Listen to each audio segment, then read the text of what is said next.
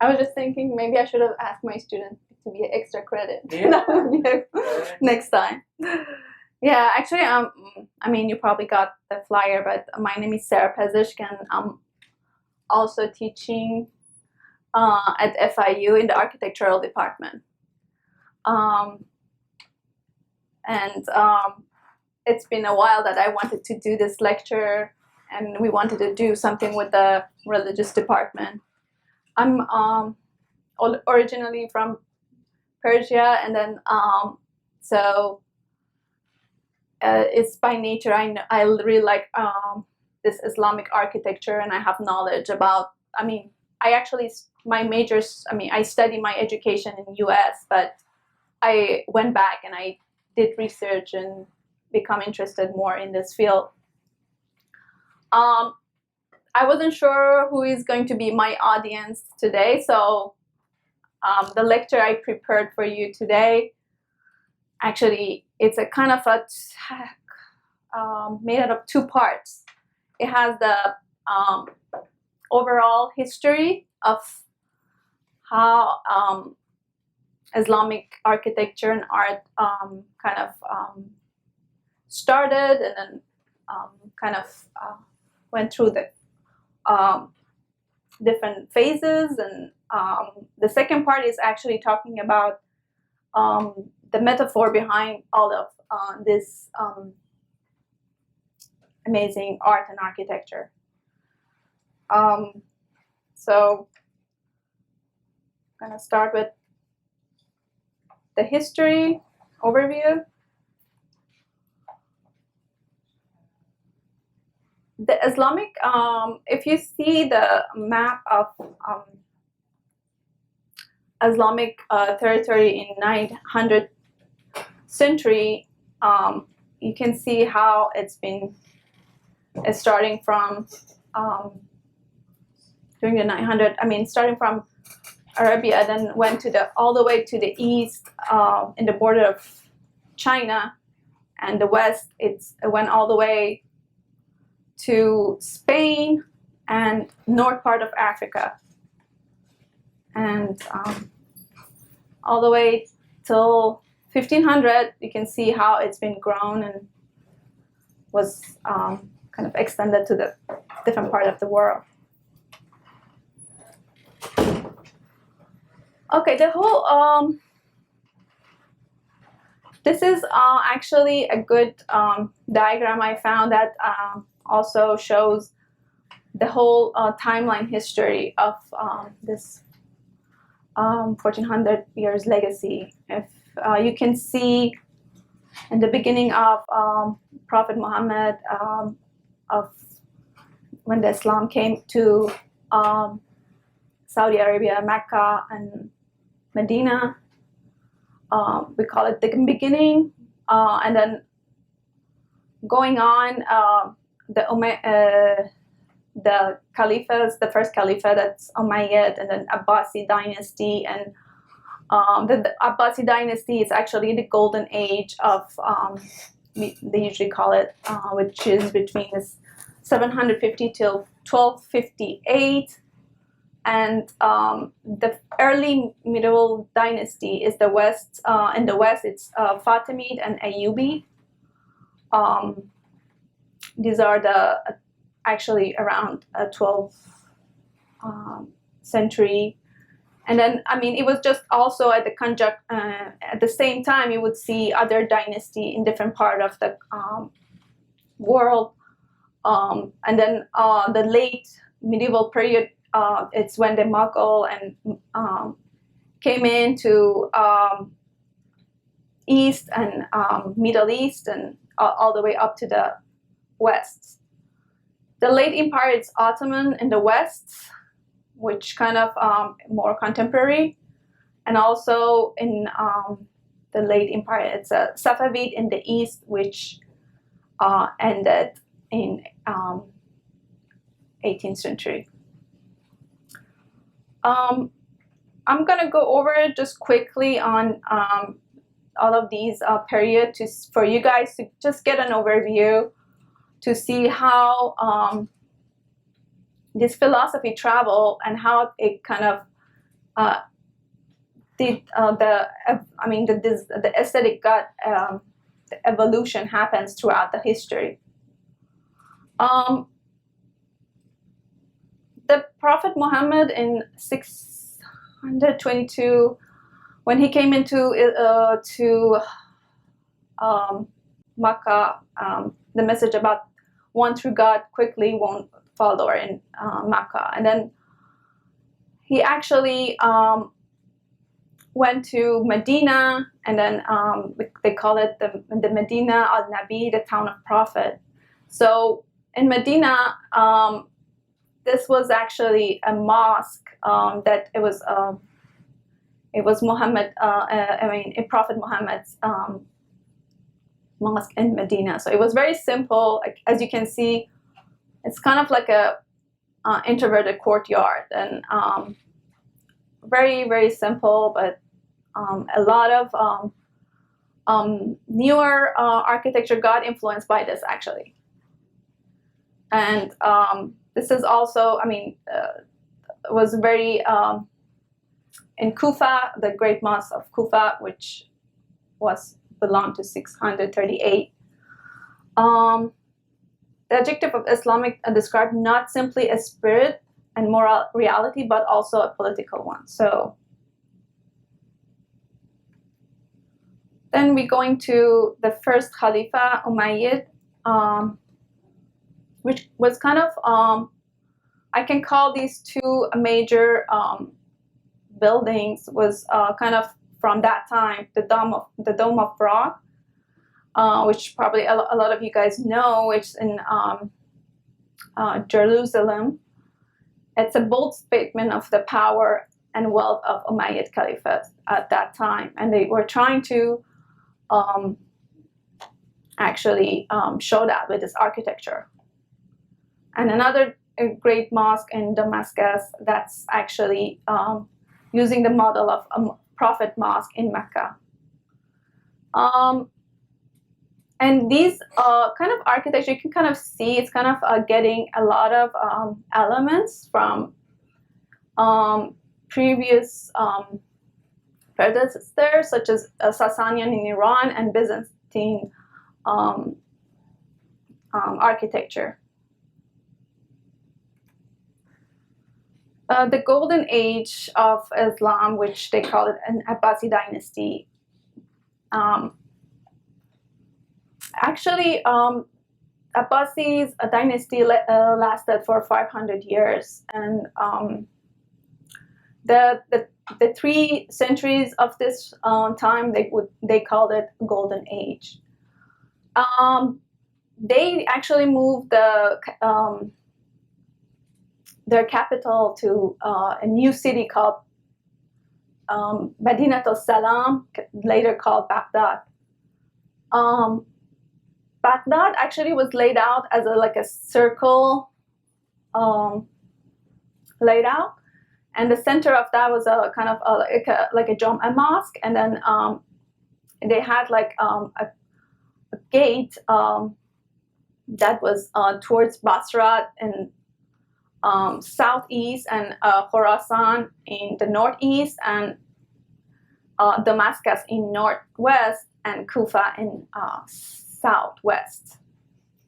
So that was how it was laid out. Right now, it's kind of ruined, but that was the city layout during that time. So this time was an important phase in architecture and art and architecture. And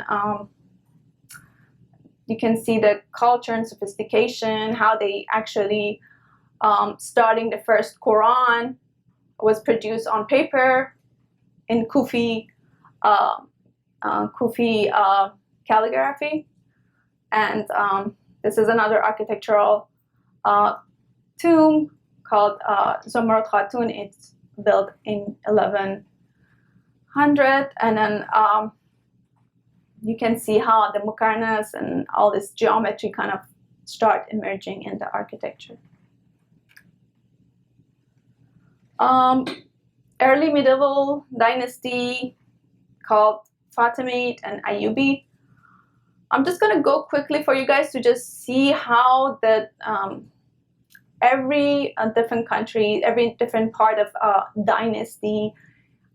So they would usually pick a capital, and they would kind of try to capture this their power with all these arts. And so you can see during that time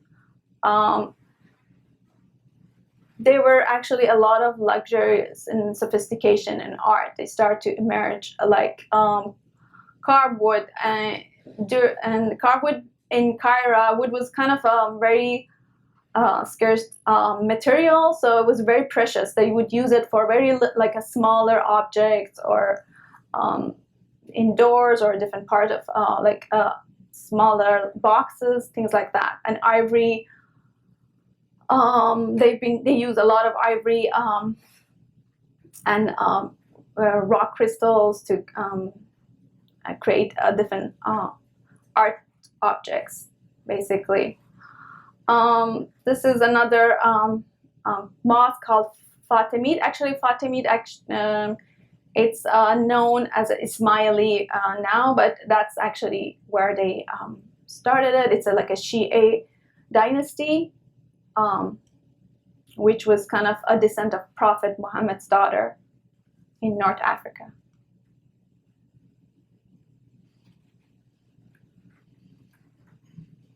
Okay, and then we go to more east. The power went in 9th centuries on, when the Abbasid Caliphate they lost power. More in the east, Ghaznavid dynasty, which is a kind of a Turkish dynasty, start getting the power, and they get a lot of influence from Persian culture, and they are very known to making these remarkable towers. As you can see, they have a star-shaped plan and minaret, which decorated with geometrical patterns, and it's kind of used usually with the brickworks.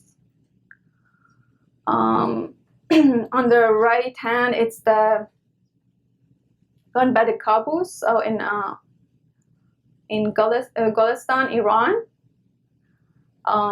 You can see it's kind of like the geometry of the planets has this star shape, and has the Kufi script around it. And Minaret of Jam, it's in Fez, and has also you can see starting having the colored glazed bricks around the tower. I'm also showing like some of the artworks that was starting to emerge, like metal works and pottery of that time. And Seljukic, also it's another Turkish dynasty, also getting the power afterwards, and they building also very monumental architectural, and starting to build religious schools. If you can see this Ivan of Friday Mosque in Isfahan, it actually shows this magnificent architecture and how it's been designed during that time. And also another interesting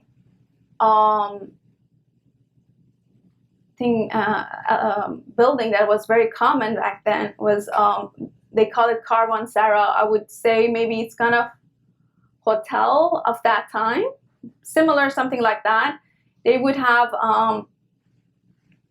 actually these network of Karvansara was along the trade routes, and they usually accommodate people, and they serve food and water to travelers and their animals. So this is one of the example of Sultan Hani Karvansara in Anatolia.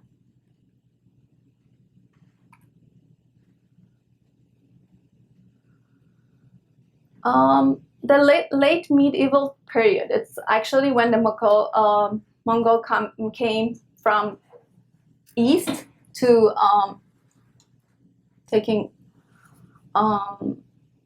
and during it was around 13th century, invaded most of the Islamic world. Actually, they invaded it twice. They built several courts, mosques, and the design was also it was being influenced by Arabs design.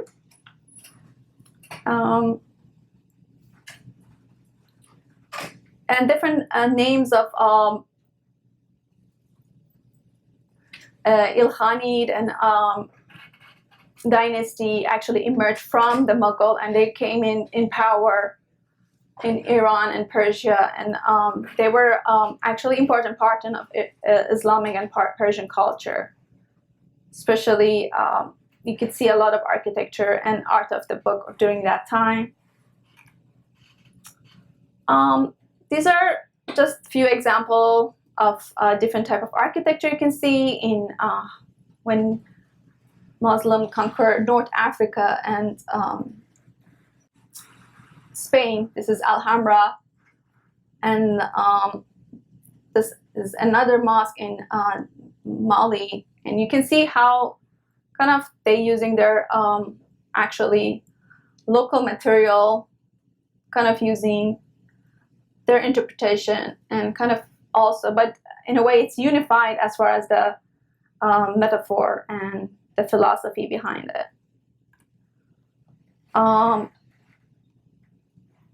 This is Mughal when they went to, they kind of created this Indo-Islamic architecture, which is kind of influenced by Persian and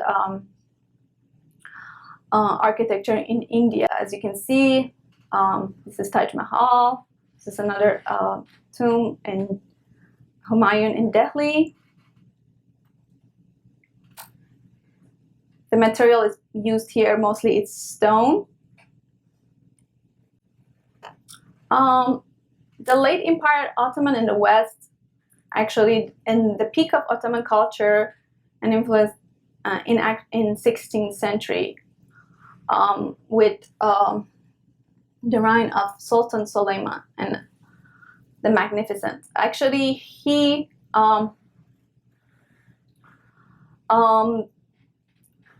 I mean, they were very great patron of art and attracts a lot of architects and craftsmen, calligraphers, metal worker, potter from all over the Islamic part, and they were kind of starting to elaborate on their on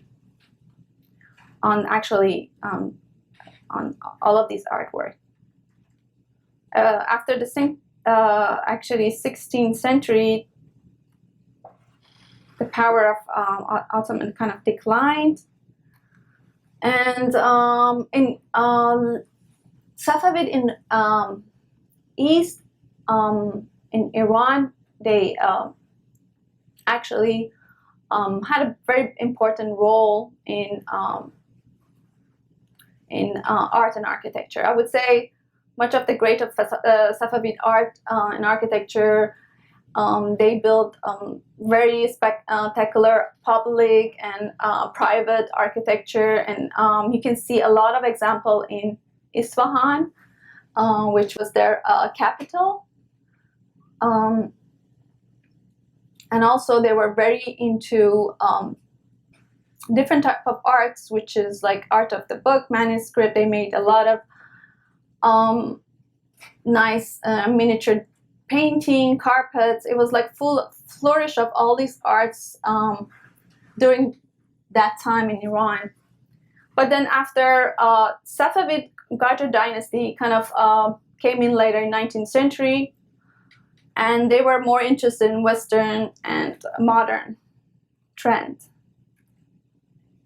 Okay, this was kind of like a quick overview of the whole history, if you can, up till new period. But I want to talk about the second part of the lecture, which is kind of going in depth and to see how actually all of this design emerges. If you excuse me, I just okay. I have one of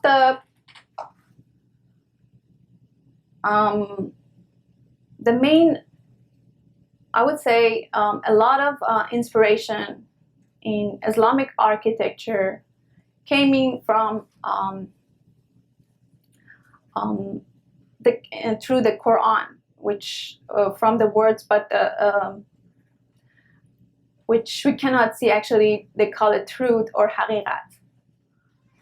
The mission of an artist or somebody who produced this art was actually to kind of make this beauty evident by creating the art. So the beauty of Islamic art attracts loves, both in human and divine. As they say, God is beautiful and loves beautiful things, and God has inspired beauty upon all things.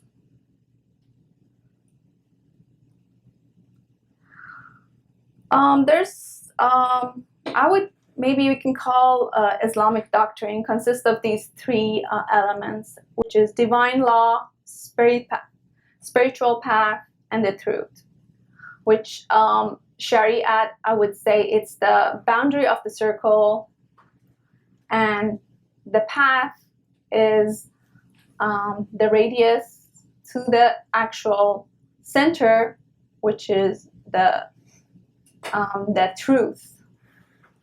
So if you can just visualize, I mean, it's a very hard concept. I tried to show it in this diagram for you to really understand how the whole metaphor of basically how really the mind behind all of this work was. The spiritual path consists of inner and external meaning. And ultimately, the beautiful beauty of all things is hidden within.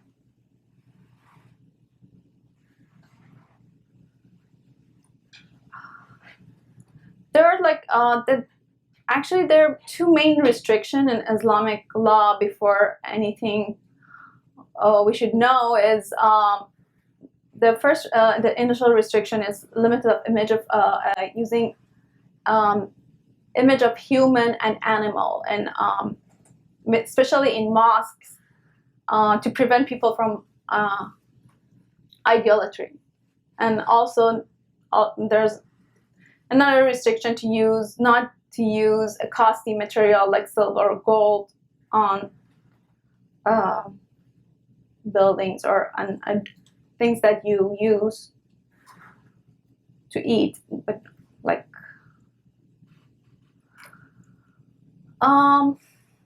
another concept that I think it might be a little bit hard to understand. It's the concept of the unity, which I can say it's the main concept of all of the architectural metaphor behind this. Even the mosque, everything in the Islamic architecture, which kind of I would read this, but I'm going to explain it a little bit more. Unity is the essential manifestation of the beauty which originate perfection in the Islamic art, a systematic whole which consists of integration of multiple parts which ultimately become united. Everything is made out of different particles. Like if you can say, I can say you as an example, you can see the mosque start with the bricks and it eventually wants to go to the center. That's why you see the dome structure. So everything wants to go to the oneness, to the unity, which is God. So everything wants to represent that in the Islamic architecture. And then there are other elements that you probably know, a lot of inspiration from mathematics, nature, orders, and a lot of verses in Quran, and also in literature, talks about this, how our existence and situation here on earth leads us directly to the experience of order, harmony, relationship in nature, in natural world made comprehensive in terms of numbers and proportion in the field of mathematics and geometry. That's why a lot of Islamic architects, they knew geometry, they were a philosopher, they knew how to extract this nation of how to translate basically nature or natural elements to physical world, into buildings, into objects. You can see this is like a Isfahan mosque that was kind of inspired by this. If you can see this, Isaac Newton path of Venus was kind of, you can see how it's been very similar to this, or any proportion in any buildings. We're using all these golden ratio, which is kind of coming from the growth of a leaf arrangement or other elements in nature.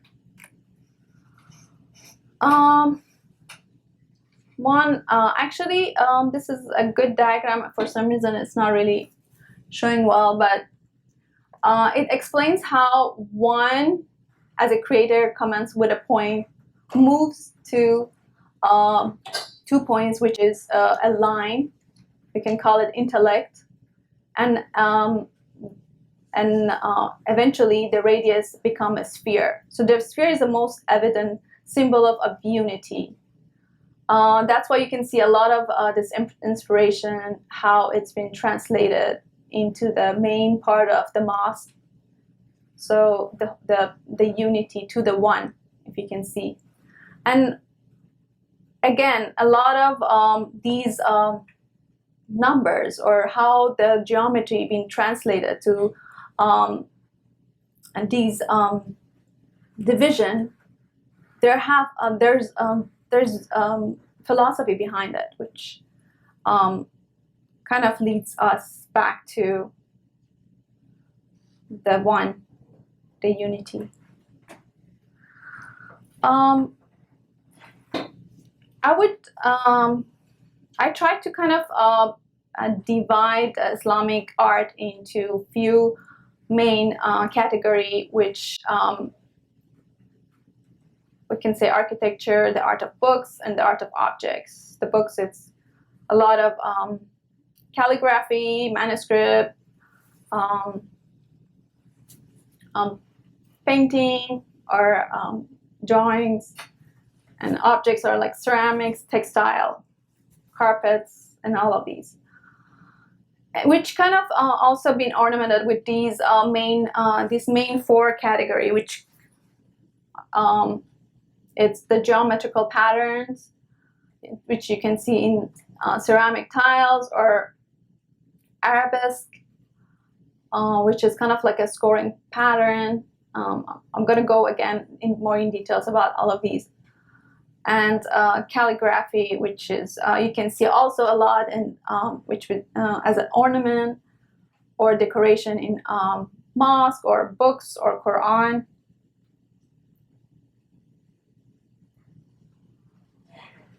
Okay.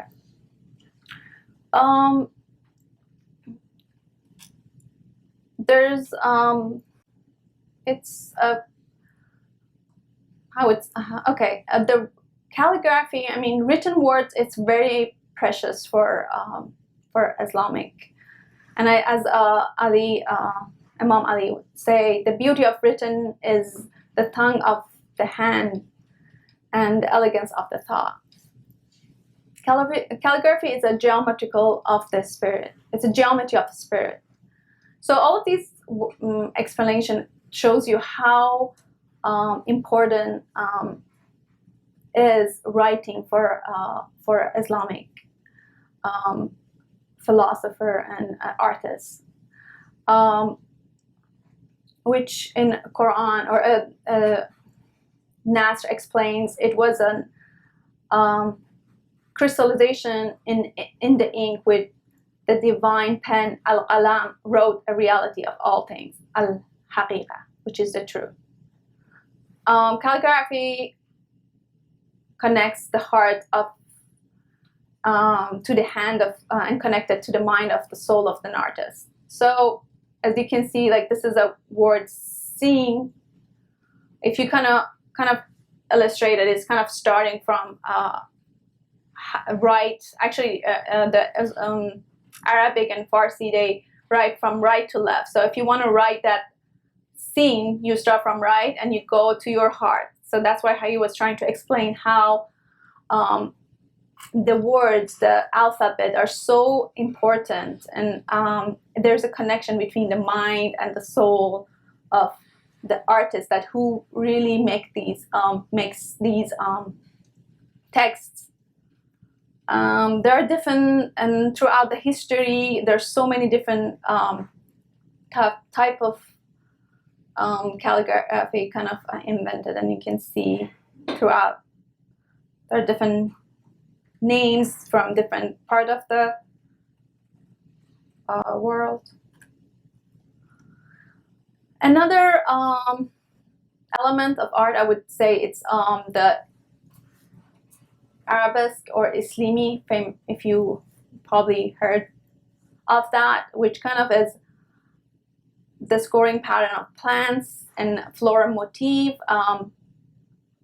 First, they kind of inherited this from Byzantine and Sasanian time to kind of then they started somehow using these technique to create a paradise, and using these elements. There are a few elements about these patterns that William explained in this. It's kind of symmetrical in the structure and the rhythm and balance and internal spiral, which kind of in a way of kind of using this design to decorate a lot of these, as I mentioned before, in mosque, in tiles, in books, and everywhere. But there's also like a very complicated geometry behind all of these. It's not just a random design. Again, geometry, it's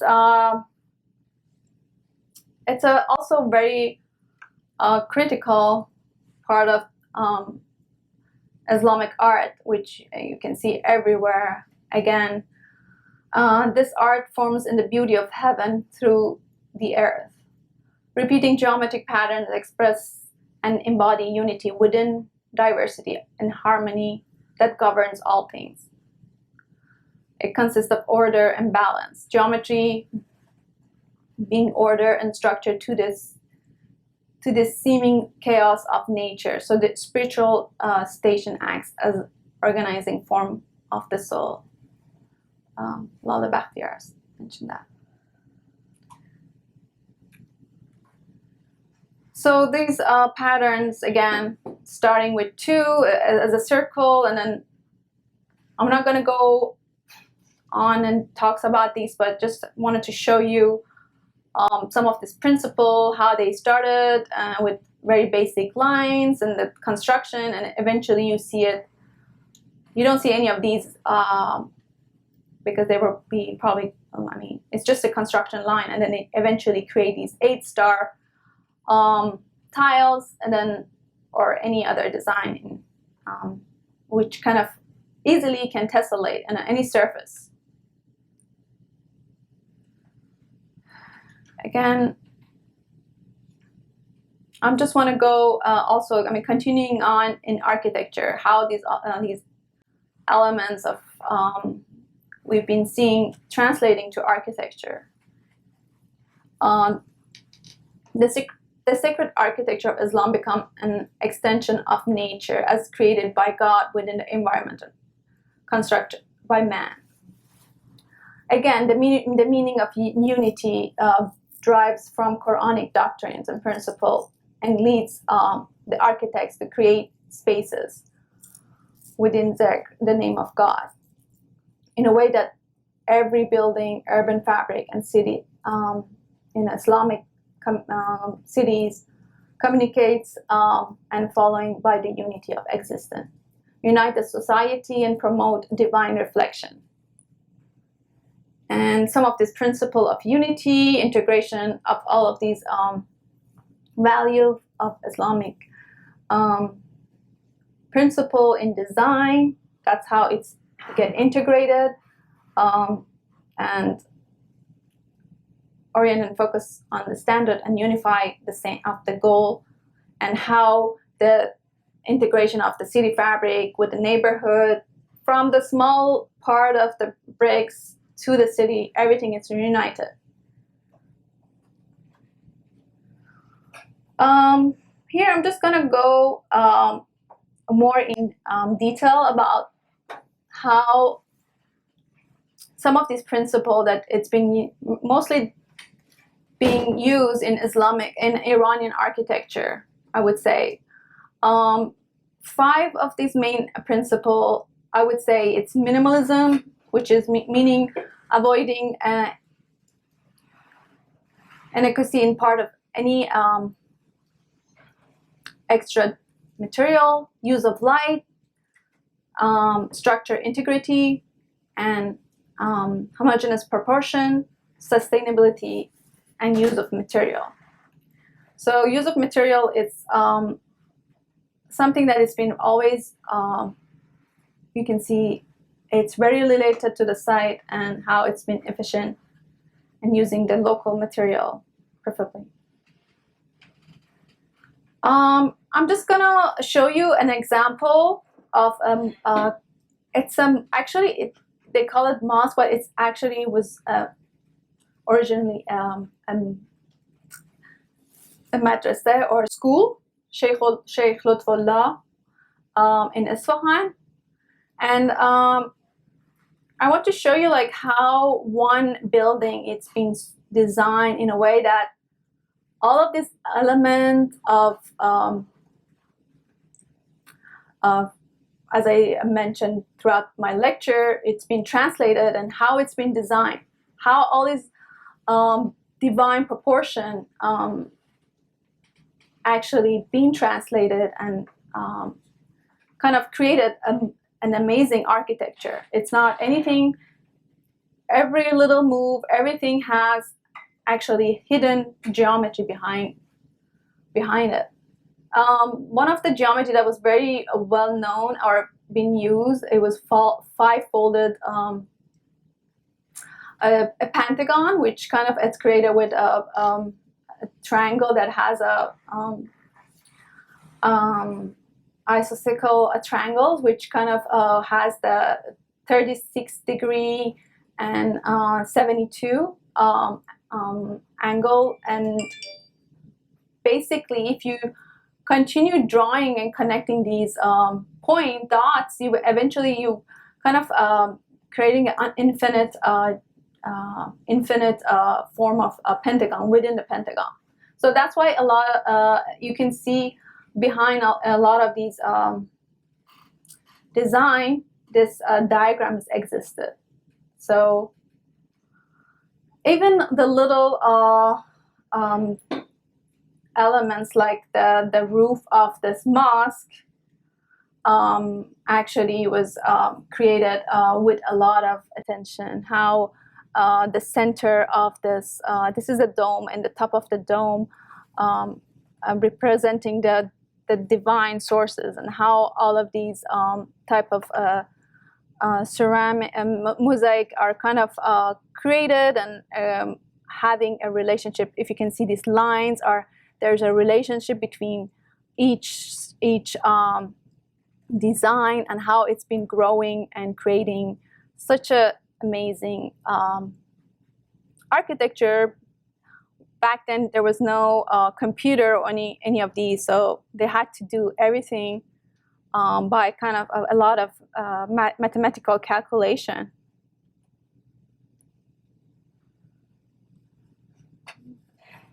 So you can see a lot of these Islami within that geometry, all of these elements that I said it's been used in this mosque.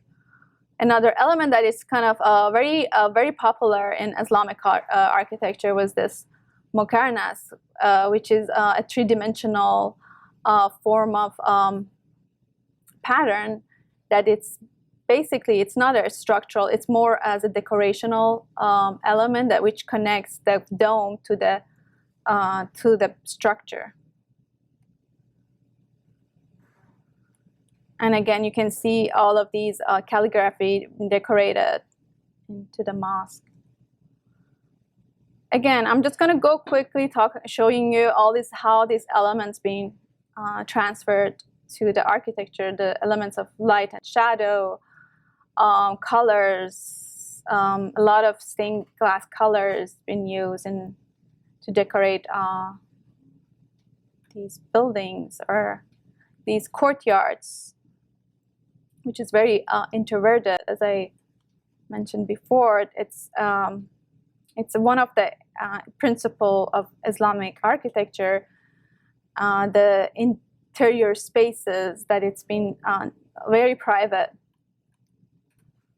Again, you can see some of these courtyard plan. These are houses in Kashan.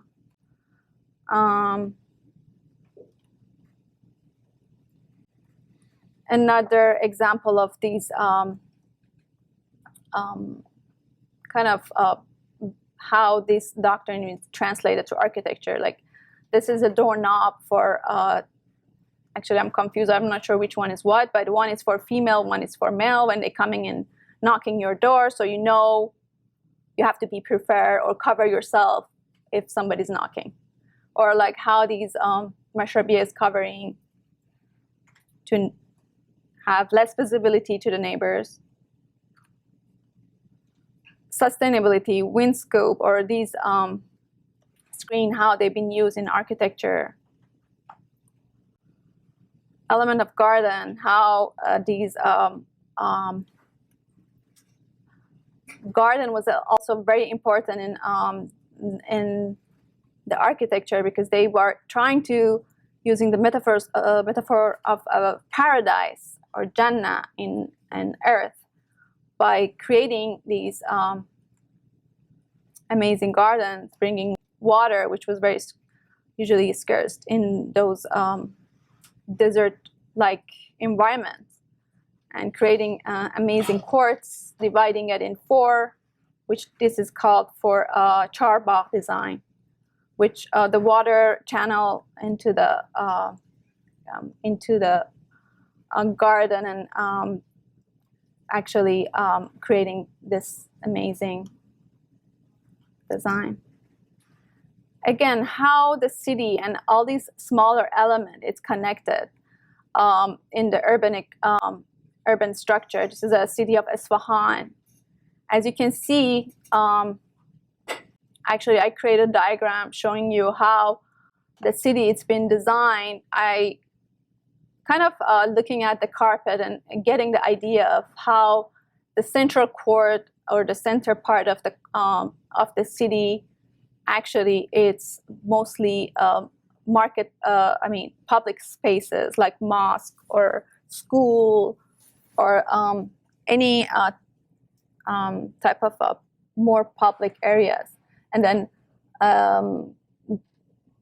the outer line, which the blue one representing the market and the bazaar, and then further it's the residential. So everything is kind of united, as you can see, celebrated in the carpet. So even the city has this idea of this central court and how this everything is kind of really connecting the whole city with the same idea.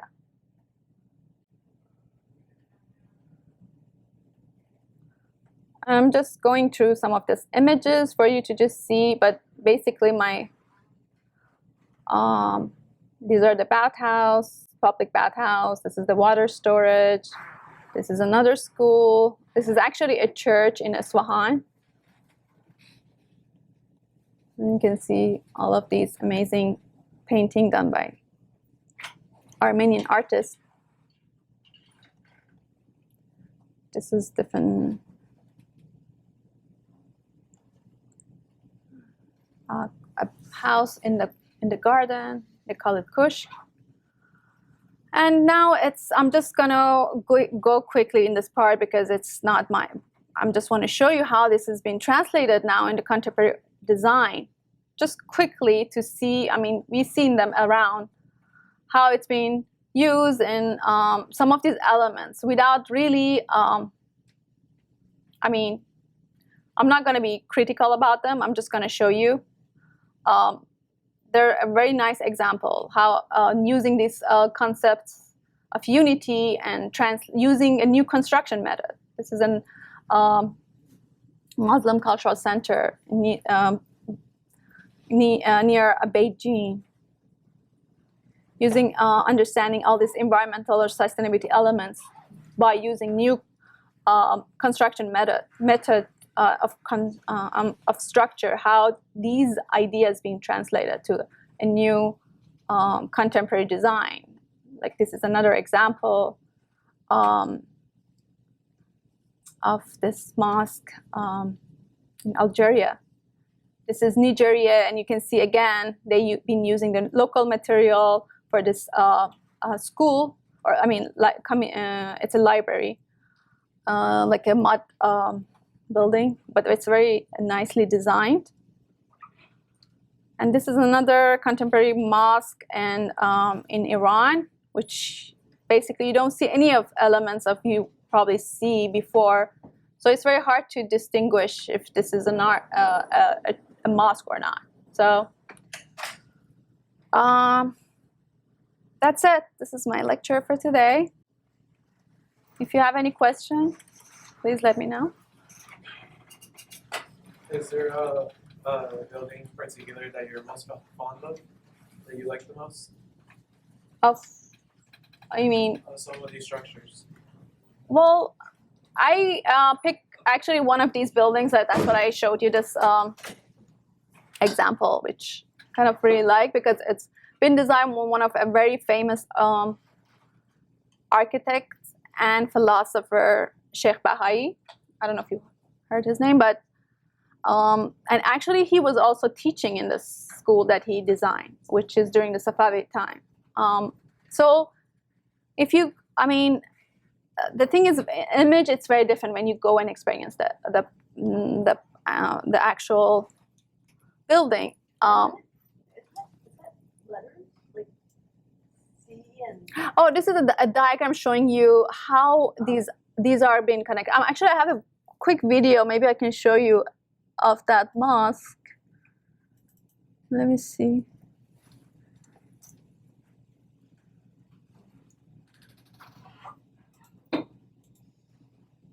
Okay.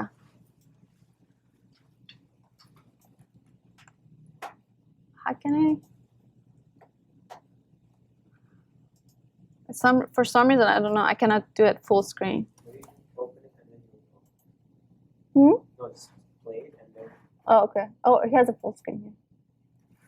Okay. It's as you can see, this is the top part of the mosque, and this guy was explaining me how this text around this has a very relationship between the whole space. It's like the orientation of this building during Isfahan. Like it's when actually during the morning prayer, the sun hits this area. So this is a surah of Quran calling Shams, which is related to sun. So that's why they wrote this in this side of the mosque. And again, there's another, and then at night, they have this Surat al-Lay, which means night. It was a place in the orientation when you see the moon, actually. So every little things here has a reason for the way it's been done. And actually, this is a nice part. You can see this center of this mosque looks like a peacock. Do you see? When the light hits that. Because they couldn't do any of this literally drawing animals or anything like that. So they use this motif of this light, and actually these looks like the feather of the peacock, because peacock, it's a very also an important birds in the literature and all that. So that's like one of the thing was very interesting that I just learned. How old is that? What's that? How old is that? This building was during Safavid time, so I think was around 400. Yeah. Any other question? What was the kind of the golden age, if you were to guess, of Islamic architecture? For me, I would say, I mean, Or does it vary from country to country? as I showed you the whole,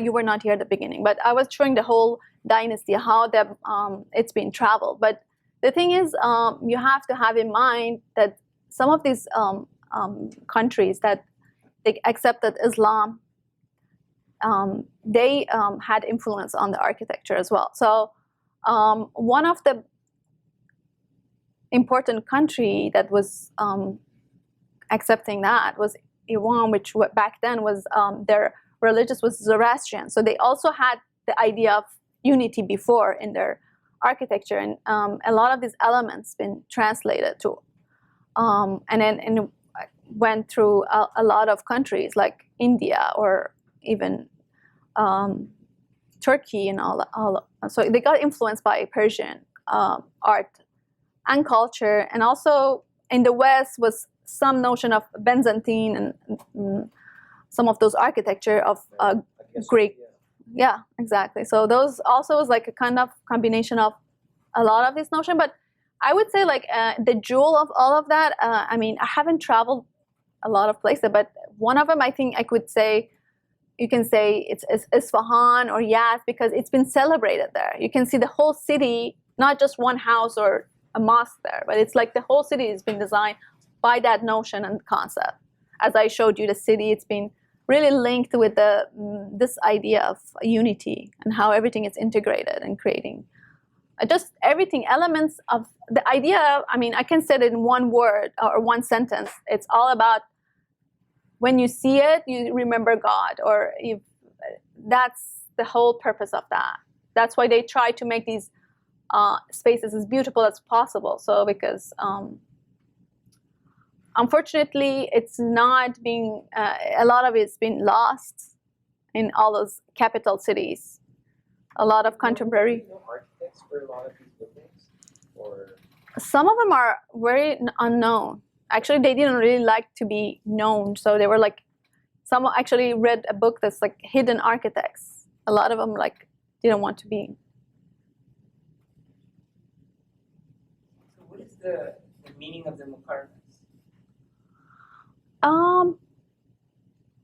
The meaning, I mean, it's actually, all of these are kind of representing of how you can create a beautiful object using, I read somewhere, I'm not 100% sure, but I'm sure it can be relevant. A lot of these numbers, and I showed you how it's been designed with this geometry.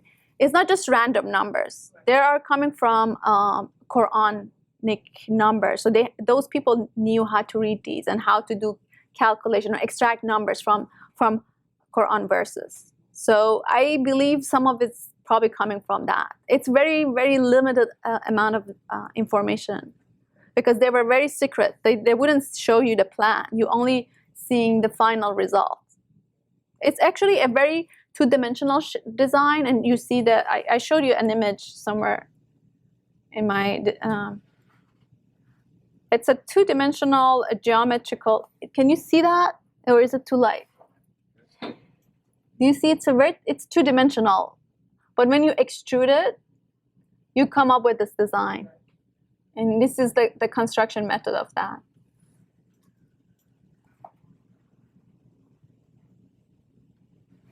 So there's the big round things that you beautiful objects, they'll have a lot of smaller components to them. Mm-hmm. It looks like a very three-dimensional a piece of art because it's these elements. Actually, there's a lot of research that's been done about these. There's like, they're talking about like there's 8 ways of constructing these. But this is like the basic concept to understand how it's really been done. It's been really an extrusion of a very simple, maybe some of these geometry that it's created to become something like that. I mean, remaking some of these actually this time, that's a surprising part. It's hard to make these now, even with the technology that we have, because they are somehow connected. And it's very hard to use bricks and these elements to create something like that. But even on the flat, on the dome, the big round. These are, some of these are become three-dimensional. You can see some of these example. But on the other one, on the other picture of the school.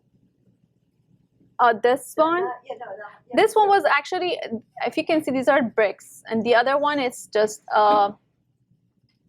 7 colored bricks. It looks like, a tile. It's not three-dimensional. It's flat. And that's a lot of smaller pieces. Yeah, it's actually, I've seen how they make these. Still, they make it like that. Every individual thing, it's carved and they place it together. Like every color, it's separately made up all these little pieces and they assemble it. It's not just like a stamp. It's not like that because they have. So still, they make it like that to this date. But I was like, actually, the first one of those interesting part in Isfahan, you see these colorful tiles. That's where they become very well known. They call it 7 colored polychrome mosaic. But some other part, they don't have that much of these variation. They might have just a very basic mud color. I don't know if I have any image of it, but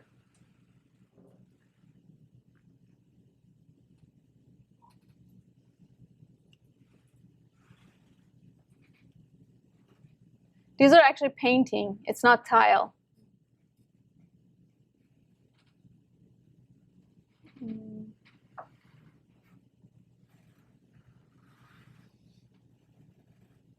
This is only one material around it. It's just a brick and plaster. These are the only part it's been glazed is this part. And these are, I think, painting. But it's a huge dome. It's like double-story dome. You have to really, it's amazing. Yes? Thank you very much for your fascinating presentation. I have some questions. Maybe the question that you mentioned that the architecture is linked to Muslim thought or the Muslim representation about their religiosity. But he notes that the mosques, for instance, and the architectures is linked to different sects, Shiite Muslims or Sunni Muslims, or even Mali. I think it's the impact of the Ibadi sect is here is obvious for me. But isn't the architecture based on the religious background, depending on different sects, that they don't belong to one Islam, but they belong to different Islams, depending on their interpretation of Islam? So yeah, maybe about the link between the architecture and the interpretation of Islam. Okay, this is kind of more detailed. I mean, I try to answer my best, but it's a more, I would say, somebody like Iqbal or Muhammad can answer that. But because it's very related to the. First of all, I'm not sure when was actually it's been divided. How would you say? I mean, when I was going through the slide, I was just trying to show you different dynasty because the way they've been separated, it's basically how it's been explained because it's based on the dynasty of that time. So some dynasties were more Sunni Orthodox, some were Shiite. Most of them, I mean, like the Fatimid were Shiite, or that can be a PhD by itself to see if they're really changing. But one of the thing I would say, tomb, it's one of the things you see more in Shiite belief, because I don't think Sunni, they don't really believe in that, going to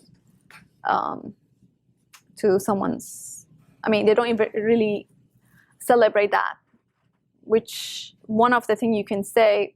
But I would say they should be the same. Maybe there's like little changes, but they should have the main thing. It's the God, and the God wants to celebrate beauty. But of course, they would separate with the theology and things behind it. But that can be something to be researched on, I would say. If I answer you.